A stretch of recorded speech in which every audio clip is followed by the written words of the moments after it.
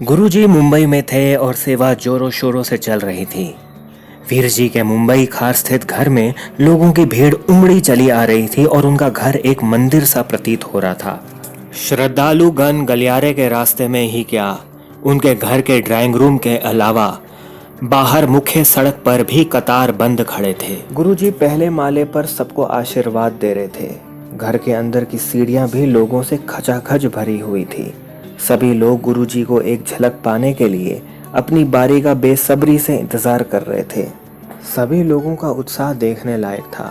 लगातार घंटों इंतजार करने के बाद भी कोई नाखुश या थका हुआ नहीं लग रहा था। विभिन्न प्रकार के लोग विभिन्न प्रकार की समस्याएं लेकर गुरुजी के कमरे में जा रहे थे, लेकिन जब वे वहां से वापस निकलते थे तो उनके चेहरे खिले हुए नजर आते थे। एक नहीं सैकड़ों लोगों के चेहरों पर पूर्ण संतोष का भाव नजर आता था। हर कोई जब गुरुजी के कमरे से बाहर आता तो उसका चेहरा खिला हुआ और मुस्कुराहट से भरा हुआ नजर आता था।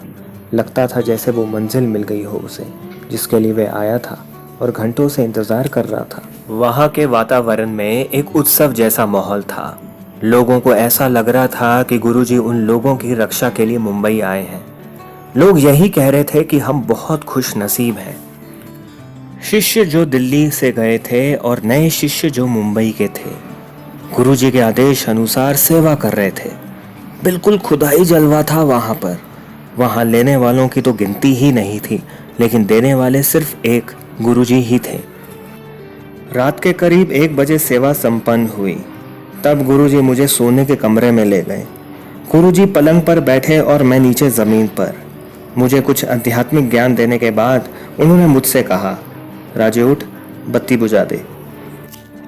उस दिन एक अभूतपूर्व अनुभव मुझे हुआ। ऐसा पहले कभी नहीं हुआ था।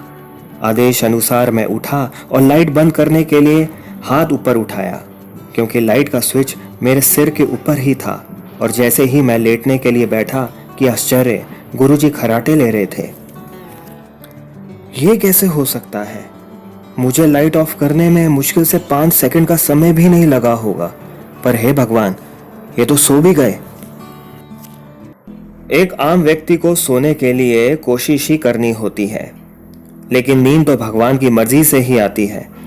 वही नींद देता है और वही नींद से जगाता भी है। ये क्रिया किसी व्यक्ति के बस की बात नहीं है। ये घटना इस बात की गवाह है कि नींद पर भी गुरुजी का पूरा नियंत्रण है। आपको कोटि कोटि प्रणाम है गुरुदेव।